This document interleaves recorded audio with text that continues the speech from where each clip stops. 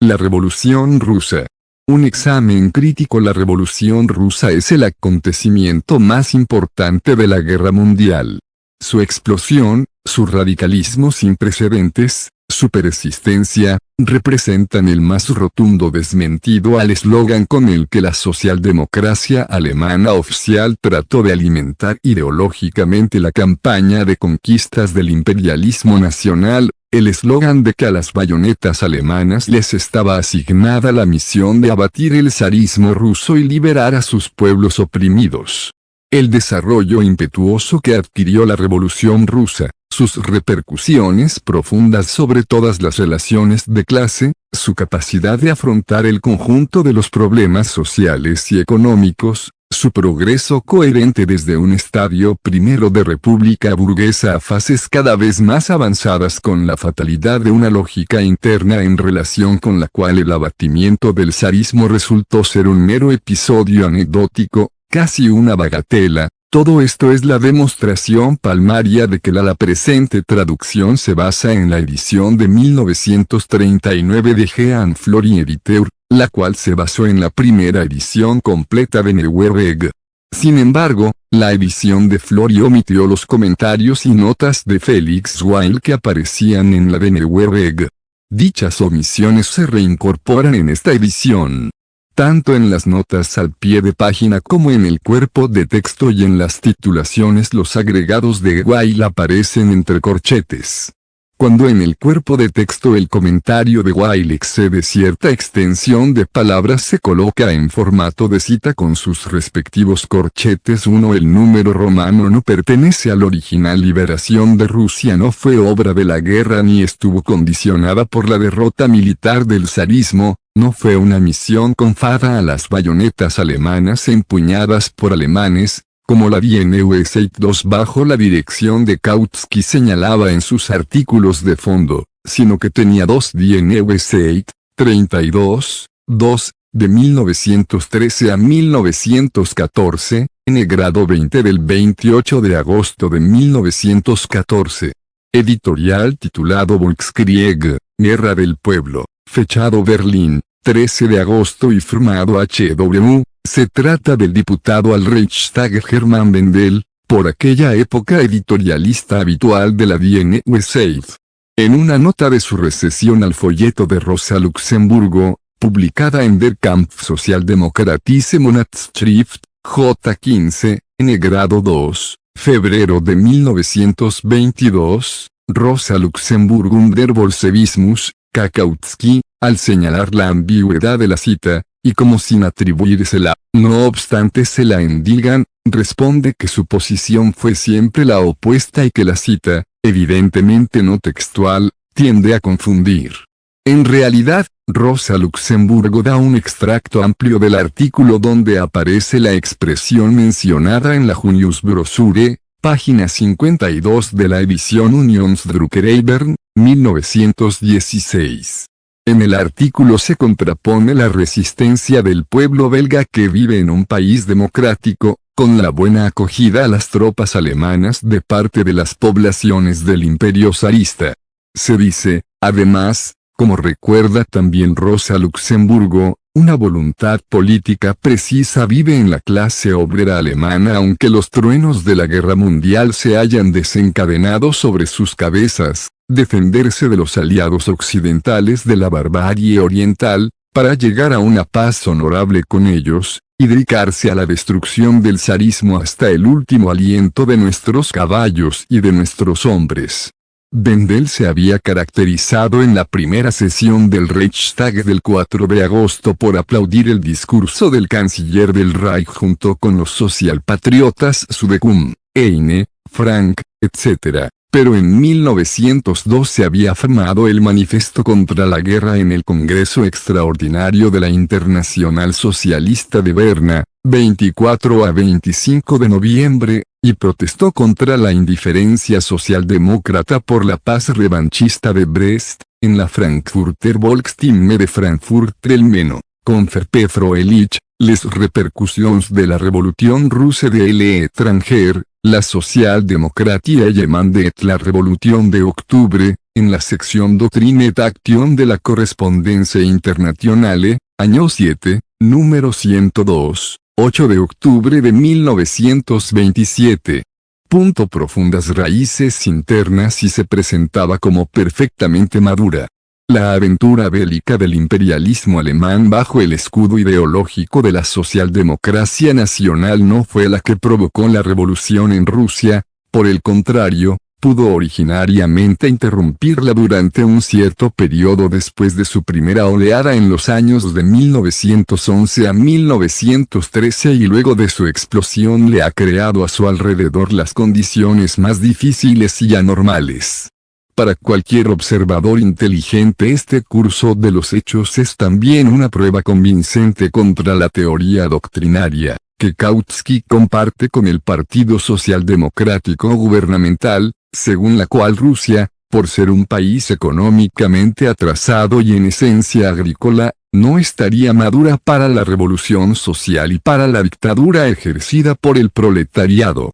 Esta teoría, que considera lícita en Rusia exclusivamente una revolución burguesa y de esta concepción deriva luego la táctica de coalición de los socialistas rusos con el liberalismo burgués es la misma del ala oportunista del movimiento obrero ruso, la de los llamados mencheviques bajo la probada dirección de Axelrod y de Ban. Los oportunistas, tanto rusos como alemanes, coinciden perfectamente con nuestros socialistas gubernamentales en este concepto básico de la revolución rusa, del que se deriva, como es natural, la posición adoptada sobre cuestiones de detalle de la táctica. En opinión de estas tres tendencias, la revolución rusa habría debido detenerse en el primer estadio, que según la mitología de la socialdemocracia alemana representara el noble objetivo de la conducta bélica del imperialismo alemán, el abatimiento del zarismo.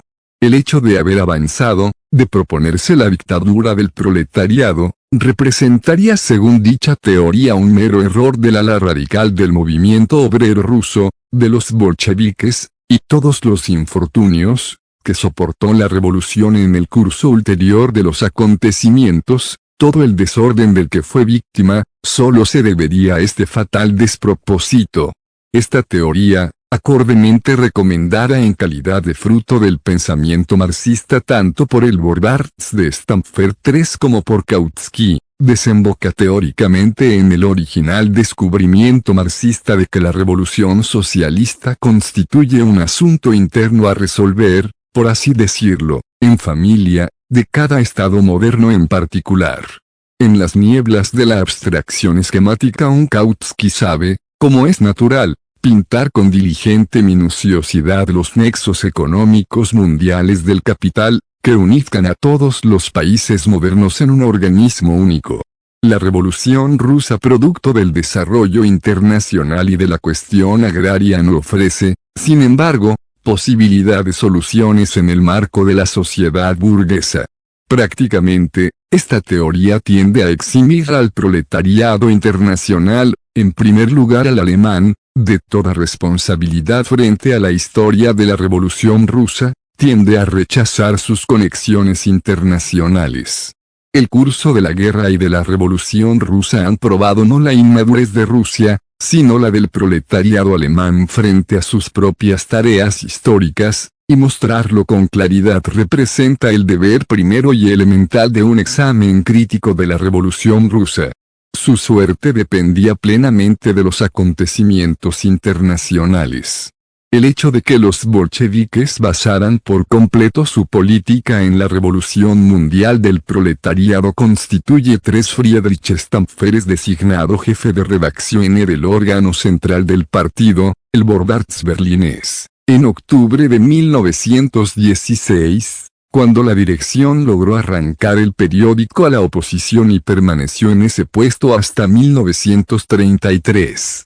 Desde 1916 estuvo en la dirección de la SPD y a partir de 1920 fue miembro del Reichstag. En 1933 emigra a Praga y en 1939 a los Estados Unidos. Retornó a Alemania en 1948, verdaderamente la prueba más espléndida de su clarividencia política y de su firmeza de principios, del ardiente sesgo de su política. En esto se manifiesta el enorme paso adelante realizado por el desarrollo capitalista en la última década. La revolución de 1905 a 1907 solo encontró un débil eco en Europa y permaneció como un capítulo sin continuación. Continuación y solución estaban ligadas con la evolución europea. Como es obvio, no una crítica apologética, sino únicamente una crítica minuciosa y meditada está en condiciones de acumular experiencias y enseñanzas. Sería, en efecto, una locura suponer que en el primer experimento de dictadura del proletariado en la historia del mundo, realizado, a su vez, en las condiciones más difíciles de concebir, en medio del caos de una masacre imperialista que se extiende a escala mundial, aprisionado en las firmes tenazas de la potencia militar más reaccionaria de Europa, y frente a una actitud de apatía por parte del proletariado internacional, que en un experimento de dictadura obrera efectuado en tales condiciones anormales, todo cuanto se hizo o dejó de hacer fuera el máximo de la perfección y viceversa. Los conceptos elementales de la política socialista y el reconocimiento de sus presupuestos históricos necesarios inclinan a la hipótesis de que en condiciones tan fatales hasta el idealismo más gigantesco y la energía revolucionaria más inquebrantable no habrían estado en condiciones de realizar ni la democracia ni el socialismo, sino tan solo los primeros rudimentos impotentes y deformados de ambos. Tener presente lo que acabamos de señalar, en todas sus profundas conexiones y efectos, no es más que un deber elemental de los socialistas de todos los países, porque solo partiendo de este amargo reconocimiento puede medirse en toda su importancia la responsabilidad del proletariado internacional frente a los destinos de la Revolución rusa. Por otro lado, es la única manera en que se afirma la importancia resolutiva de una acción internacional homogénea por parte de la revolución proletaria, como condición básica, puesto que si ella faltara, la actividad más febril y los sacrificios más extremos del proletariado en un país determinado terminarían inevitablemente por perderse en un mar de contradicciones y errores. Es indudable que las cabezas fuertes que están en la dirección de la Revolución rusa, Lenin y Trotsky, dieron numerosos pasos decisivos en un camino escabroso y rodeado de obstáculos de todo tipo, pero lo hicieron con la mayor vacilación íntima y la más violenta repugnancia. Es cierto, también, que nada está más lejos de sus convicciones que la adopción por la Internacional de todas sus idas y venidas condicionadas por constricciones y necesidades en el torbellino vertiginoso de los acontecimientos como un modelo eminente de política socialista que solo puede dar lugar a una admiración acrítica y a una ferviente imitación.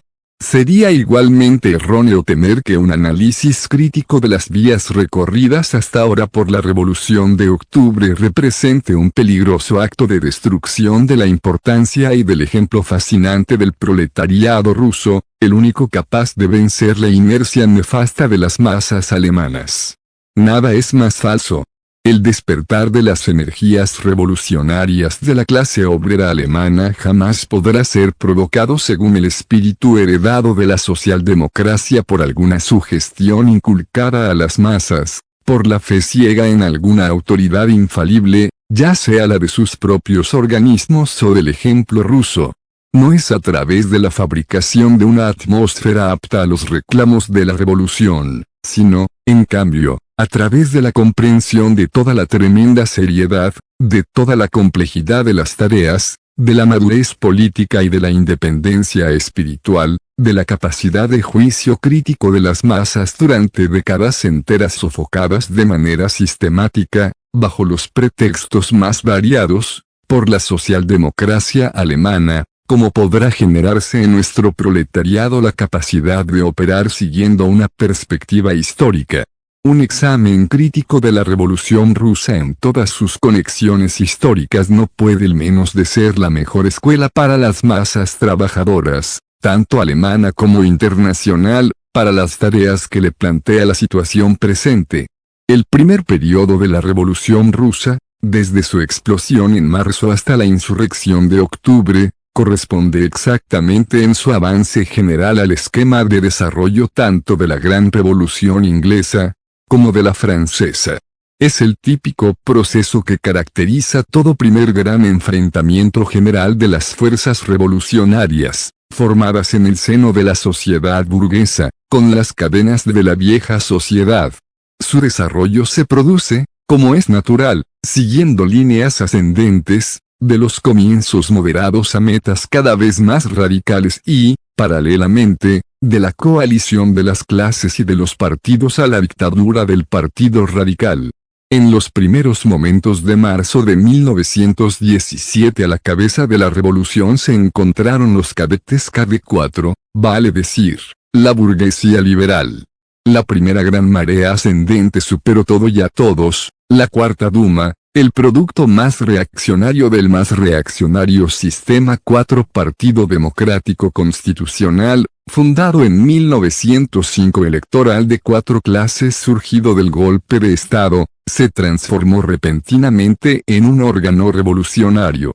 Todos los partidos burgueses, incluidas las derechas nacionalistas, formaron de inmediato un bloque único contra el absolutismo. Este cae al primer asalto casi sin lucha, como un organismo muerto que es suficiente tocar para que se disuelva. Y la breve tentativa de la burguesía liberal por salvar al menos la dinastía y el trono abortó en pocas horas. El impetuoso proceso de desarrollo recorre en algunos días, y hasta en horas, espacios que Francia había tardado muchas décadas en recorrer.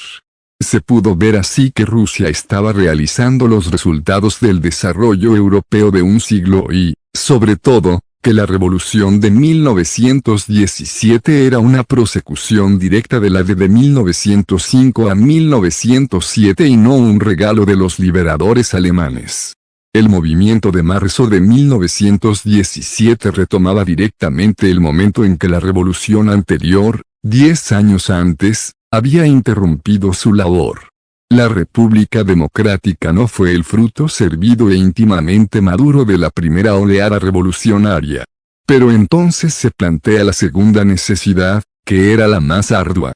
La función de fuerza motriz revolucionaria fue asumida desde el primer momento, por las masas del proletariado urbano, pero sus reivindicaciones no se agotaban en los confines de la democracia política, sino que apuntaban a las cuestiones candentes de la política internacional, la paz inmediata. Al mismo tiempo, la revolución se extendía entre las masas militares, que plantearon la misma reivindicación de paz inmediata, y entre las masas campesinas, que elevaron a primer plano la cuestión agraria, elemento crucial de la lucha revolucionaria ya desde 1905. Paz inmediata y tierra. Con estos dos objetivos la escisión interna de la falange revolucionaria se convertía en una realidad de hecho. La reivindicación de la paz inmediata encontraba la oposición más tenaz en el ala imperialista de la burguesía liberal, cuyo portavoz era Miliukov. La cuestión agraria era, en primer lugar, el espectro de la otra ala de la burguesía, la de los Junker terratenientes, pero después, en cuanto atentado contra la sagrada propiedad privada en general, una llaga para el conjunto de las clases burguesas. Así comenzó, el día después de la primera victoria revolucionaria, una lucha intestina en su seno alrededor de esos dos puntos candentes, paz y cuestión agraria. La burguesía liberal inaugura una táctica de dilaciones y expedientes. Las masas obreras, el ejército, los campesinos se empujaban cada vez con mayor ímpetu. No existe ninguna duda de que el mismo destino de la democracia política republicana dependía de ambas cuestiones. Las clases burguesas, que desbordadas por la primera oleada revolucionaria se habían dejado empujar hasta la forma estatal republicana, no demoraron en buscar puntos de apoyo a espaldas de las masas y en organizar en secreto la contrarrevolución. La expedición cosaca de Kaledin V contra Petrogrado mostró claramente esta tendencia. Si dicho golpe hubiera sido coronado por el éxito, se habría dado un golpe mortal no solo a las reivindicaciones de la paz y de la tierra, sino también a la democracia, a la república. Una dictadura militar con régimen de terror contra el proletariado y luego el retorno de la monarquía habría sido la consecuencia inevitable. A partir de esto se pueden medir el lado utópico y el núcleo reaccionario de la táctica por la que se dejaban guiar los socialistas rusos de la tendencia de Kautsky, los 5A. M. Kalevin, 1861-1918. Electo el 19 de junio de 1917 hetman de los cosacos del Don, participó en el complot de Kornilov, 1870-1918. El día después de la Revolución de Octubre proclamó un gobierno cosaco independiente del Don, contra el cual se rebelaron en febrero de 1918 los jóvenes cosacos mencheviques. Obcecados en la ficción del carácter burgués de la Revolución rusa, por el cual Rusia no estaría aún madura para la revolución social, se engancharon desesperadamente en la coalición con los liberales burgueses, vale decir, en la unión forzada de aquellos elementos que, divididos por el natural proceso interno de desarrollo revolucionario, habían entrado en oposición absoluta. Los Axelrod, los Dan querían a toda costa colaborar con aquellas clases y partidos, de los que provenían los mayores peligros contra la revolución y su conquista inicial, la democracia,